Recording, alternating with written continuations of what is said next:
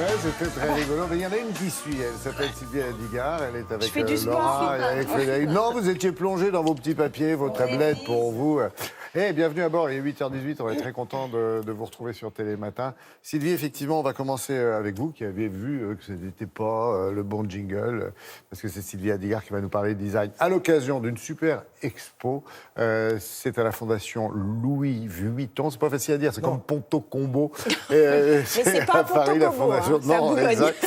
Et qui est consacrée à une architecte designeuse, ça se dit ou pas? Ouais, designer, Comme Charlotte on Perriand. veut. Voilà. Extraordinaire personnage. Mais un personnage incroyable, une femme libre, une aventurière, une Comme avant-gardiste. Tout toi, Enfin, ça. non, mais j'aurais adoré faire tout ce qu'elle a fait. 70 ans création réunis pour la première fois à la Fondation Louis Vuitton. D'ailleurs, Plus je qu'un crois hommage, ouais. Ah non, mais c'est plus qu'un hommage, effectivement, parce que en fait, en se baladant dans toute l'exposition, toute la fondation est remplie des œuvres de Charlotte Perriand. Il y a une reconstitution de son atelier. Il y a plein de choses qu'on ne connaissait pas, parce que quand même, Charlotte Perriand, il faut savoir qu'elle était urbaniste, architecte, designer, scénographe, photographe. Violoncelliste. Et Non, quand je même, dis- je crois qu'elle faisait de la Oui, musique. oui, Elle aurait il me bien semble, aimé ouais. être musicienne, exactement. Et tout ça dans les années 1925. Elle commence sa carrière. Elle est née en 1903. Elle commence sa carrière en 1925. Elle a déjà bousculé les codes. Elle veut pas être décoratrice de riche américaine. Ah, c'était Si des on- belles années de création aussi. Il faut voir d'où on Non, sortait à cette elle époque-là. commence, oui, Ouais, mais c'est ça, c'est le début, ouais. elle a quand même cassé les codes. Avant-gardiste. Avant-gardiste complètement. Alors, choisir, c'est renoncer, comme dirait l'autre. Ben, il a fallu... Ah, on laissait de côté. il a vraiment fallu que je choisisse, parce que j'avais de quoi faire un documentaire. Regardez.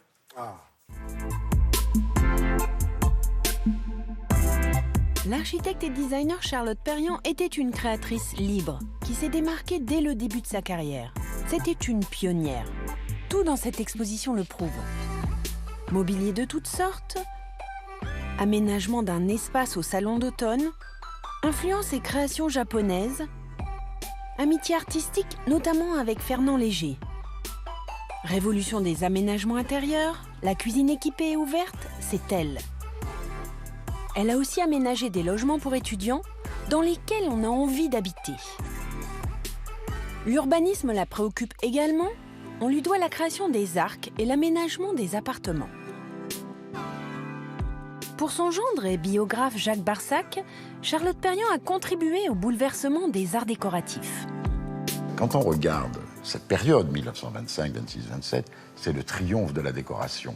Bon, vous avez des ronds de citron partout, des belles formes, etc., etc. Et puis, soudain, l'arrivée, si vous voulez, du design. Car là, vous êtes au cœur de la naissance du design moderne. Ce fameux siège tournant qu'elle crée donc en 1927. Quand vous êtes côte à côte, assis sur une table rectangulaire, quand le dîner est un peu long, eh ben, vous tordez le cou à discuter avec votre voisin.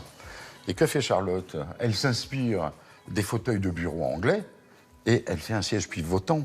Ce qui fait que si vous avez envie de discuter avec la personne qui est à côté de vous, le siège pivote et puis vous pouvez regarder la personne en face à face. Donc chez Charlotte, tout est fonctionnel. Et là, ça tourne. Alors, voyez, de votre table, on peut se regarder les yeux dans les yeux. Sans être obligé de se tendre le cou.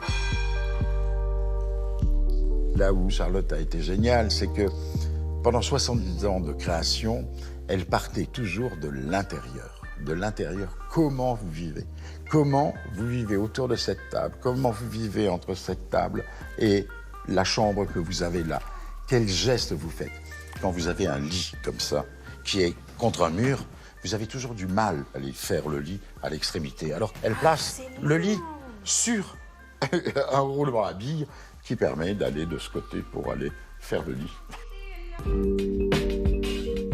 Si Charlotte était aujourd'hui de ce monde et encore dans la création, qu'est-ce qu'elle ferait à votre avis? D'abord, elle demanderait comment voulez-vous vivre? Et c'est en fonction de ce que vous voulez que vous devez imaginer votre propre architecture, votre propre monde. Parce que pour Charlotte, il n'y avait pas de formule. Tout dépend du moment, tout dépend du pays, tout dépend des circonstances. Moi, si on me demandait comment je veux vivre couché dans du Charlotte Perriand. j'adore. Ah, mais il est l'heure de se lever, là. Oui, c'est ça. Mais je suis debout déjà, d'ailleurs. Enfin, assise. Assise. Oui, exactement. Pas dans du Charlotte Perriand, hélas. Alors, je vous conseille vraiment, il y a 4 livres qui sont sortis, enfin 4, je crois même plus. J'en ai sélectionné 4 qui sont sortis suite à cette magnifique exposition. Alors, l'œuvre complète de Jacques Barsac que nous avons vue dans le reportage, là, il a sorti le 4e volume sur Charlotte Perriand. Il connaît bien Charlotte puisque c'était son gendre, son biographe, il a travaillé avec elle. Enfin bon, voilà. Donc, vous avez vu, d'ailleurs, vous avez dit, il a une très belle voix. C'est vrai que je l'aurais écouté des jours, des heures. Voilà. Et le catalogue de l'exposition aussi. Et j'arrête. Tout aussi épais. Et puis plein d'autres livres, Laura Adler, Living with Charlotte Perriand, La Fanour. Voilà. Merci beaucoup, Sylvie.